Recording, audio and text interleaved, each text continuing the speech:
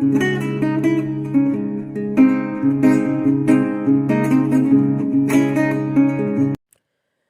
साथियों, कैसे हैं आप सब।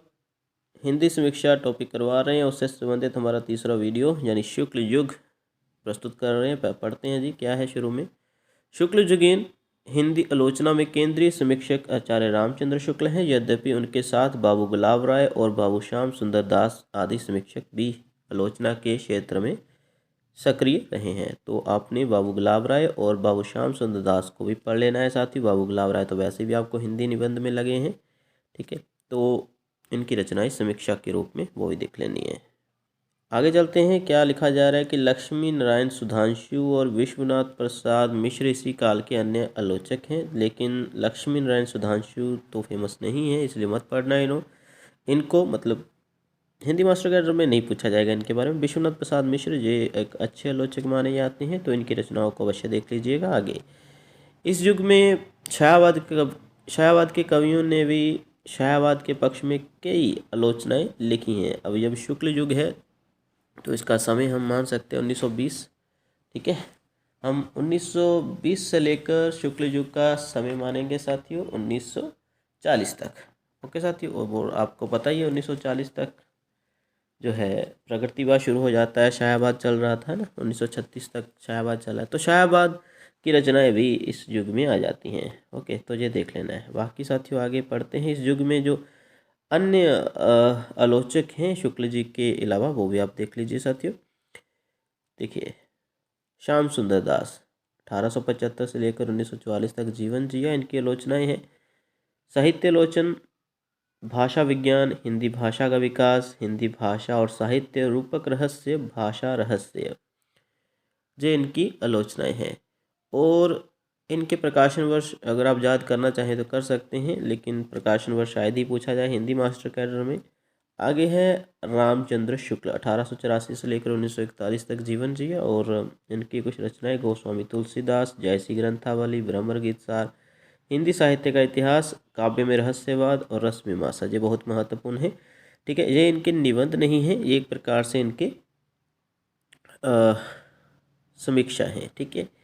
तो निबंध वाले टॉपिक में निबंध आपको करवा चुके हैं, तो ये आप पढ़ लीजिएगा साथियों। ये इनकी सभी व्यवहारिक समीक्षाएं, जैसे सैद्धांतिक समीक्षा है, सैद्धांतिक समीक्षा, व्यवहारिक समीक्षा गोस्वामी तुलसीदास, जायसी ग्रंथावली, ब्रह्म गीत सार, ये सब इनके प्रकाशन वर्ष भी आप देख लीजिएगा क्योंकि महत्वपूर्ण है। गोस्वामी तुलसीदास 1923, जायसी ग्रंथावली 1924, ब्रह्म गीत सार 1925, हिंदी साहित्य का इतिहास 1929, काव्य में रहस्यवाद 1929 और रस मीमांसा उनकी मृत्यु के बाद हालांकि ये प्रकाशित हुई 1949। आगे बढ़ेंगे साथियों। गुलाब राय आपको हिंदी मास्टर कैडर में निबंध के रूप में, निबंधकार के रूप में लगे हैं, लेकिन फिर भी इनको आपने साहित्यिक रूप से भी देख लेना है। गुलाब राय 1888 ईस्वी से लेकर 1963 ईस्वी तक जीवन जिए। नवरस इनका एक सैद्धांतिक आलोचना वाला ग्रंथ है। सैद्धांतिक आलोचना क्या है, जो वीडियो पहले वाले देख लीजिएगा, उसका लिंक डिस्क्रिप्शन में बता चुका हूँ। ओके, जब किसी सिद्धांत यानी काव्यांग विवेचन होता है, काव्य के किसी अंग के ऊपर बात होती है, जैसे नवरस है, तो बिल्कुल इसमें नव रसों के बारे में जानकारी दी है गुलाब जी ने। आगे सिद्धांत और अध्ययन, जैविक सैद्धांतिक आलोचना है उनकी, काव्य के रूप जैविक सैद्धांतिक आलोचना ही मिलती है। आगे पद्मलाल पन्नालाल बख्शी, इनका जीवन 1894 से लेकर 1971 तक है। हिंदी मास्टर कैडर के लिए तो शायद ही ये इम्पोर्टेंट है, लेकिन फिर भी देख लीजिएगा। विश्व साहित्य और विश्व साहित्य विमर्श, इनकी दो पुस्तकें समीक्षा से संबंधित। आगे सूर्यकांत त्रिपाठी निराला, ये छायावाद के संबंध में हमने इनको पढ़ना है कवि के रूप में, लेकिन समीक्षा पर भी ये कार्य कर चुके हैं। 1899 से लेकर 1961 तक जीवन जिया। तो इनकी कुछ रचनाएं जैसे मेरे गीत और कला सैद्धांतिक समीक्षा से संबंधित। आगे रविंद्र कविता, कानन, पंत और पल्लव और प्रबंध पद्य, ठीक है। इनकी कुछ महत्वपूर्ण रचनाएं हैं समीक्षा से संबंधित। ओके जी, आगे चलते हैं साथियों। ये जो है व्यवहारिक समीक्षा है। ओके, तो प्रबंध पद्य ये इनकी सैद्धांतिक, और मेरे गीत और कला ये सैद्धांतिक रचनाएं हैं। आगे जो आलोचक है हमारे पास कृष्ण शंकर शुक्ल, हिंदी मास्टर कैडर के लिए ये इंपॉर्टेंट नहीं है, लेकिन फिर भी देख लीजिएगा। केशव की काव्य कला, कविवर रत्नाकर इनकी रचना है, लेकिन हिंदी मास्टर कैडर में नहीं पूछा जाएगा इनके बारे में, तो एंटी एजुकेशनेट के लिए अच्छा है। सुमित्रा नंदन पंत, ये पूछा जा सकता है भाई इनके बारे में, क्योंकि आपको कवि के रूप में भी लगे हैं और देखा जाए शायाबाद में भी हैं ये। और दूसरी बात कि इनकी प्रत्येक विधा आपने पढ़नी है। 1900 से लेकर 1970 तक जीवन जिया इन्होंने। गद्य पद्य इनकी एक अच्छी आलोचनात्मक कृति मिलती है। शिल्प और दर्शन यह भी शायाबाद। पुनर्मूल्यांकन ये बहुत इंपॉर्टेंट है साथी, पूछी जा सकती है। 1965 में आई रचना। आगे डॉक्टर राम कुमार वर्मा, 1905 से लेकर 1990 तक जीवन जिया इन्होंने और काफ़ी अच्छा साहित्य लिखे हैं। साहित्य शास्त्र इनकी एक आलोचनात्मक पुस्तक मिलती है। साहित्य समालोचना भी इनकी एक महत्वपूर्ण पुस्तक मिलती है। ठीक है साथी, तो 1955 में साहित्य शास्त्र और साहित्य समालोचना 1938 में, और ये इनकी एक प्रकार से सैद्धांतिक आलोचना है। आगे चलते हैं। विश्वनाथ प्रसाद मिश्र, 1906 से लेकर 1982 तक जीवन जिया। इनमें इनकी रचनाएं कुछ जो हैं वो है काव्यांग कौमुदी, बिहारी की वाग बिहारी की भाग विभूति, बिहारी वाङ्मय विमर्श और गोसाई तुलसीदास। हिंदी में नाट्य साहित्य का विकास इनकी महत्वपूर्ण रचनाएं। आगे है लक्ष्मी नारायण सुधांशु, ये कुछ ज़्यादा इम्पोर्टेंट नहीं है, लेकिन फिर भी इनकी काव्य में व्यंजनावाद बहुत इंपॉर्टेंट पुस्तक है। आगे जीवन के तत्व और काव्य के सिद्धांत, ये भी महत्वपूर्ण है। यानी एक ही पुस्तक का नाम है, ये इनको रहने दीजिएगा। जो जो मैं इंपॉर्टेंट बता रहा हूँ वही करिएगा। आगे साथी रामचंद्र शुक्ल के बारे में थोड़ा बहुत पढ़ लेते हैं। रामचंद्र शुक्ल को, आचार्य रामचंद्र शुक्ल को हिंदी में वैज्ञानिक आलोचना का अनुसंधानकर्ता माना जाता है। काव्य में रहस्यवाद, 1929 में निबंध को आचार्य शुक्ल की प्रथम सिद्धांतिक आलोचना माना जाता है। निबंध में भी आता है ये और समीक्षा के रूप में भी माना जाता है। ठीक है साथियों, तो शुक्ल जी की प्रथम सिद्धांतिक आलोचना माना जाता है। काव्य में रहस्यवाद ग्रंथ, रस मीमांसा और चिंतामणि, ठीक है, इनकी सिद्धांतिक आलोचना देखी जा सकती है। चिंतामणि में भी और रस मीमांसा में भी। रामचंद्र शुक्ल के बारे में कुछ और पढ़ते हैं। हिंदी साहित्य का इतिहास ऐतिहासिक आलोचना के क्षेत्र में बहुत प्रसिद्ध है, पता ही है आपको। शुक्ल जी ने कला के लिए और कला जीवन के लिए समन्वय अत्यंत जरूरी माना है। ओके, तो ये जो सिद्धांत है इस पर वो विश्वास करते थे। कला के लिए, कला जीवन के लिए इसका समन्वय बहुत आवश्यक माना है। आगे रामचंद्र शुक्ल को हिंदी का पथिकृत आचार्य भी कहा जाता है। क्या कहा जाता है? पथिकृत आचार्य। ठीक है जी, ये भी आप नोट डाउन कर लीजिएगा। छोटी छोटी बातें पूछी जा सकती है परीक्षा में। आगे शुक्ल जी की आलोचना दृष्टि जिस प्रवृत्ति में पर आधारित है उससे तार्किक, विश्लेषणात्मक और निगमनात्मक विधि कहा जाता है। ठीक है, एक तो तार्किक है, तर्क पर आधारित है, विश्लेषण करते हैं हर चीज़ का, और दूसरी बात है निगमनात्मक, ये विधि है जो सरल से कठिन की ओर, जैसे रहस्य से, मतलब जो बात हमें परिचित है उससे प्रेरित करते हुए उसको परिचय देते देते रहस्य की ओर बढ़ा जाता है इसमें। ओके, जो अभी तक सुलझी नहीं है उसके ऊपर सरल से कठिन की ओर। आगे साथियों, इसके अतिरिक्त पश्चिमी साहित्य इतिहास दार्शनिक तेन प्रत्यक्षवाद या विदेवाद का स्पष्ट प्रभाव उनकी प्रवृत्ति पर है। कहने का तात्पर्य है कि उन्होंने अगर हिंदी साहित्य का इतिहास पुस्तक लिखी तो विदेवादी प्रभाव के अधीन लिखी है और विदेवादी में माना जाता है उनको। आगे, जिसमें किसी रचना का मूल्यांकन जाति, वर्ण या वातावरण, माफ करिएगा, तथा क्षण, इन तीन तत्वों पर आधारित होता है या इसके आधार पर किया जाता है। अभी देखो साथियों, उनकी जो पुस्तक है हिंदी साहित्य का इतिहास, वो जब हम पढ़ेंगे तो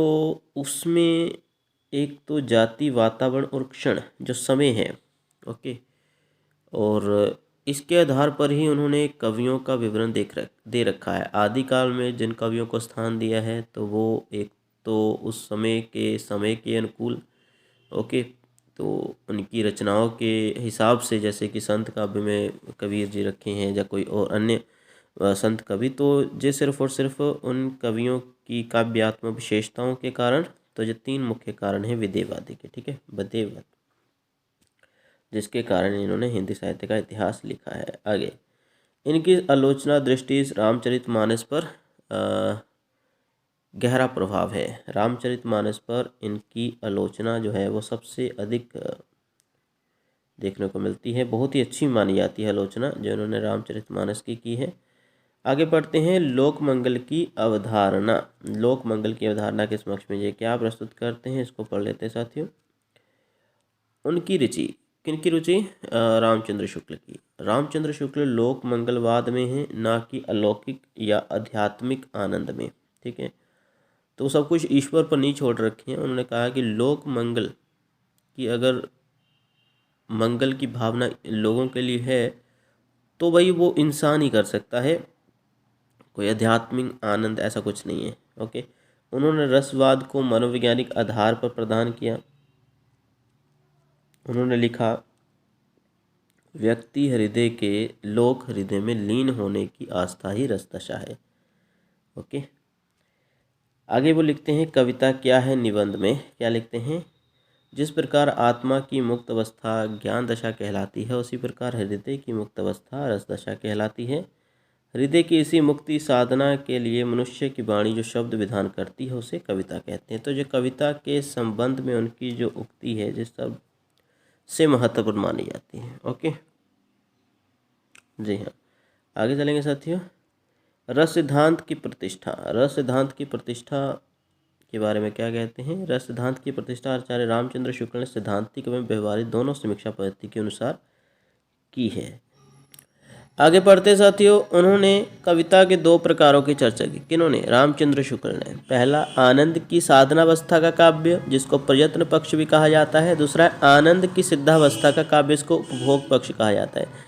और पहला जो है आनंद की साधनावस्था का काव्य, जिसमें आनंद के लिए तपस्या या फिर कह सकते हैं एक प्रकार से साधना का काव्य रचा जा रहा था। दूसरे था आनंद की सिद्धावस्था का काव्य, जिसमें आनंद को प्राप्त कर लिया गया है और भी उसका भोग किया जा रहा है। आगे साथियों, अच्छा, पहले प्रकार का जो काव्य है आनंद की साधनावस्था, तो उसमें क्या कहा गया कि ये लोक मंगल का काव्य है। इसके उदाहरणों में रामायण, महाभारत, हमीर रास और रामचरितमानस आदि को स्थान दिया जाता है। अभी रामचरितमानस जो तुलसी का है, इसमें सबसे ज़्यादा लोक मंगल की कामना हमें देखने को मिल जाती है। रामायण में भी, रामायण तो चलो वाल्मीकि रामायण आपको पता ही, महाभारत, फिर उसके बाद हमीर रासो, ये लोक मंगल के काव्य कहे जाते हैं। तो इसमें लोगों की भलाई, ठीक है, के लिए ईश्वर से तपस्या वगैरह की जाती है। आगे है लोक रंजन का काव्य। अभी लोक रंजन का काव्य जो है ये एक प्रकार से आनंद की दूसरी अवस्था है। आनंद जी आनंद की सिद्धावस्था, ठीक है, आनंद की सिद्धावस्था को ही लोक रंजन का काव्य कहा जाता है। अभी लोक रंजन क्या है? लोक रंजन का काव्य वह होता है जिसमें जनता को प्रसन्न किया जाता है, उससे विश्वास प्राप्त किया जाता है। ठीक है, तो इसमें क्या है? आर्य सप्तशती, गाथा सप्तशती, गीत गोविंद, सूर सागर और रीतिकालीन काव्य देखने को मिल जाता है। और लोक रंजन के कवि, जिसमें लोगों का एक विश्वास प्राप्त किया था सूरदास जी ने। ठीक है, लोक रंजन के कवि माने जाते हैं। विश्वास, उनको तुष्ट करना, उनको प्रसन्न करना अपनी भक्ति से, तो ये सूरदास है। ठीक है जी, क्योंकि देखो ना साथियों कि अगर हम कृष्ण देखें, सूरदास जी के कृष्ण देखें, तो वो लोगों को प्रसन्न करते हैं। कृष्ण की बाल क्रीड़ाएँ, वो सब कुछ जो है लोगों के मन पर एक प्रसन्नता लाते हैं। अभी जो लोग हैं उनको लगता है कि कृष्ण कन्हैया हमारी ही संतान है, हमारा ही एक अंग है। ठीक है, तो ये वो सब भाई। ओके, और भारतेंदु लोक मंगल के कवि हैं, जबकि पद्मावत का पूर्वार्ध लोक रंजन का और उसका उत्तरार्ध लोक मंगल का काव्य है। तो पद्मावत का जो पहला भाग है, शुरू का भाग है, उसको लोक रंजन माना जाता है, उत्तरार्ध को लोक मंगल कहा जाता है। तो ये सब लोक मंगल लोगों की भलाई का, और लोक रंजन होता है जिसमें लोगों को प्रसन्न कर दिया जाता है और लोगों से विश्वास प्राप्त किया जाता है। आगे बढ़ते साथियों, इन्होंने तुलसीदास के लोक मंगल एवं साहित्यिक रचनाशीलता तथा जायसी के सर्ववादी रहस्यवाद की प्रशंसा की है। तुलसी में लोक मंगल है, ठीक है, और साहित्यिक रचनाशीलता उनमें देखने को मिल जाती है। जायसी में सर्ववाद, रहस्यवाद देखने को मिलता है। साथ ही सुरूर की भावप्रेरित वक्रता की प्रशंसा वो करते हैं और कहते हैं कि जो लोक रंजन के कवि हैं। लोक मंगल के कवि कौन है? तो तुलसीदास है। लोक रंजन के कौन है? तो वो स्वीकार करते हैं सूरदास है। ठीक है, और यदि वो जायसी की बात करते हैं तो वो कहते हैं जायसी का जो पद्मावत है, इसमें पूर्वार्ध में हमें लोक रंजन की व्याख्या मिलती है और उत्तरार्ध में लोक मंगल की। साथ ही ये पूछा जा सकता है आगे। और इसके अलावा जो है कबीर के साहित्यिक मूल्य को नहीं स्वीकारा है उन्होंने। ओके, ये देख लीजिए जी, कबीर को वैसे भी एक समाज सुधारक के रूप में स्वीकार किया जाता है। मतलब कबीर का रहस्यवाद है। फिर जो भावना तुलसीदास और सूर की कविताओं को पढ़कर मिलती है, वो कबीर जो हैं एक प्रकार से शिक्षक का कार्य करते हैं, समाज सुधारक का कार्य करते हैं, रहस्यवाद का कार्य करते हैं। आगे कुछ और उक्तियां पढ़ते हैं। रामचंद्र शुक्ल की व्यवहारिक आलोचना का उच्चतम रूप तुलसीदास जायसी ग्रंथावली और भ्रमर गीत सार की भूमिकाओं में देखा जा सकता है। ठीक है, व्यवहारिक समीक्षा करते हैं वो तुलसीदास की और जायसी ग्रंथावली और साथ में भ्रमर गीत सार की। आगे शुक्ल जी की सिद्धांतिक समीक्षा जो है रसवाद और लोक मंगल के साथ साथ शामिल हो जाती है। आगे बढ़ते साथियों, साधारणीकरण की व्याख्या भी रामचंद्र शुक्ल ने काफ़ी अच्छे तरीके से की है। तो वो साधारणीकरण की व्याख्या में एक नई अवधारणा को भी जोड़ते हैं, जिसको बोलते हैं रसात्मक की मध्यम कोटि। अब ये क्या है, इसके बारे में बता देता हूँ। रसात्मक की मध्य कोटि क्या है? जे इस बात की व्याख्या करता है कि कभी कभी क्या होता है कि रचनाओं में नायक के जो विरोधी पक्ष है, जैसे खलनायक है, उसके प्रति सहानुभूति क्यों उत्पन्न होने लगती है, तो उसको बोलते हैं वो रसात्मक की मध्यम कोटि। क्या कहते हैं साथियों? रसात्मक की मध्य कोटि। ओके, तो जैसे कि अगर हम रावण का देखें तो रावण ने सीता जी का अपहरण किया था, लेकिन माना जाता है कि उन्होंने कभी भी उसके साथ दुर्व्यवहार नहीं किया। जैसे कि उसको अपहरण में रखा था ना, उसके शादी करने के लिए जरूर वो उसको मतलब सीता जी को मजबूर करना चाहता था, लेकिन ऐसे कभी नहीं कि बलपूर्वक ऐसा कुछ किया हो। तो कहने का तात्पर्य है में कि रावण के कुछ सिद्धांत जरूर रहे हैं कि बिना स्त्री के सहमति से उसको स्पर्श भी ना करना। ये सब जो चीज़ें हैं कहीं ना कहीं जो श्रोता हैं या दर्शक हैं उनके मन में एक प्रकार से सहानुभूति उत्पन्न कर देते हैं जी। ठीक है, तो यही है रसात्मक की मध्य कोटि। वैसे भी साधारणीकरण क्या है? जब भावों का असाधारण से साधारण हो जाना, तो जब सामान्य जनता उसको समझने लग पड़ती है, यही होता है। ठीक है साथियों, आगे बढ़ते हैं साथियों। इन्होंने रामचंद्र शुक्ल ने विरोधों का सामंजस्य सिद्धांत का प्रतिपादन किया। विरुद्धों का सामंजस्य कह सकते हैं कि इसको कर्म क्षेत्र का सौंदर्य भी कहा जाता है। ठीक है, कर्म क्षेत्र का सौंदर्य, ये आपको पता होना चाहिए। कर्म क्षेत्र का सौंदर्य भी इसको कहा जाता है। अभी ये है क्या, थोड़ा सा ही बताएंगे, आप समझ आएंगे। कर्म क्षेत्र का सौंदर्य, जिसमें ये कहा गया कि प्रत्येक इंसान, चाहे वो गरीब है, दीन है, असहाय है, ठीक है, उसका भी ज़िंदगी में सामंजस्य होना चाहिए, काव्य में हर तरफ। ठीक है, तो यही है जिसके बारे में लोग बात नहीं करना चाहते, तो वो सामंजस्य हर चीज़ का, क्योंकि कर्म की फील्ड में हर व्यक्ति आ जाता है। ठीक है, तो कर्म क्षेत्र का सौंदर्य भी इसको कहा जाता है, इसका दूसरा नाम यही है। आगे बढ़ते साथ ही शुक्ल जी ने मुक्तक की जगह प्रबंध, ठीक है, शुक्ल जी ने मुक्तक की जगह प्रबंध को, प्रतीकवाद तथा रहस्यवाद की जगह बिंब को और बुद्धि प्रेरित वक्रता की जगह भाव प्रेरित वक्रता को अधिक महत्व दिया है। तो मुक्तक मुक्तक काव्य की जगह प्रबंध काव्य को वो महत्वपूर्ण मानते हैं। प्रतीकवाद की जगह रहस्यवाद की जगह प्रतीक और रहस्यवाद की जगह बिंब को महत्वपूर्ण मानते हैं। बुद्धि प्रेरित वक्रता को, इसकी जगह वो भाव प्रेरित वक्रता को अधिक स्थान देते हैं। आगे गद्य के संदर्भ में उन्होंने कहा, यदि गद्य कवियों की कसौटी है तो निबंध गद्य की कसौटी है। भाषा की पूर्ण शक्ति का विकास निबंधों में सबसे अधिक संभव होता है। क्या कहते हैं? भाषा की पूर्ण शक्ति का विकास निबंधों में सबसे अधिक संभव होता है। आगे वो कहते हैं, भारतेंदु मंडल और द्विवेदी जोगीन स्वच्छंदतावादी काव्य धारा की उन्होंने प्रशंसा की है। ठीक है, तो ये भी कहा जा सकता है कि वो भारतेंदु मंडल और द्विवेदी जोगीन स्वच्छंदतावादी काव्य धारा की वो प्रशंसा करते हैं। अभी उन्होंने अलग से कोई छायावाद तो दिया नहीं था रामचंद्र शुक्ल ने, तो द्विवेदी युग के अधीन ही वो मान लेते हैं छायावाद को। आगे प्रत्यक्षवादी या विधेयवादी पद्धति को महत्व देने के कारण वे परंपरा और रचनाकार के व्यक्तित्व को यथेष्ट महत्व नहीं दे सके। तो कहने का तात्पर्य है कि विधेयवादी जहाँ बात करता है सिर्फ और सिर्फ जाति, वातावरण और क्षण पर, तीन तत्व मुख्य माने जाते हैं विधेयवादी, जिसके आधार पर उन्होंने हिंदी साहित्य का इतिहास ग्रंथ भी लिखा है। यही कारण है कि वो रचनाकार के व्यक्तित्व को, पर्सनैलिटी को ज़्यादा नहीं उभार सके। सिर्फ उन्होंने थोड़ा बहुत जानकारी दी है कि कौन सा कवि कहाँ था, कब हुआ, लेकिन थोड़ा बहुत उनकी रचना साहित्य के बारे में और ज़्यादा वो नहीं बता पाए हैं। तो विधेयवादी में सिर्फ इतना ही होता है।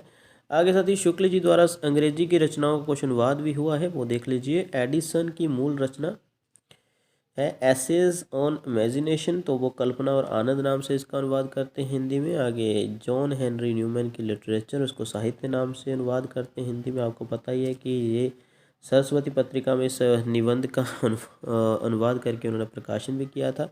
आगे जॉन हेनरी न्यूमैन की फिर एक और रचना है प्लेन लिविंग हाई थिंकिंग, ठीक है, तो आदर्श जीवन नाम से वो अनुवाद करते हैं इसका। आगे हेकल की रचना है रिडल ऑफ द यूनिवर्स, विश्व प्रपंच नाम से उसका अनुवाद करते हैं।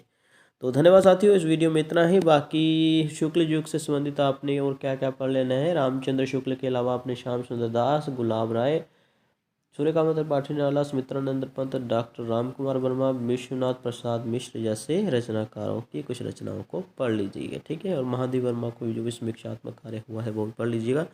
धन्यवाद साथियों, मिलते हैं अगली वीडियो में, तब तक अपना ध्यान रखें, धन्यवाद।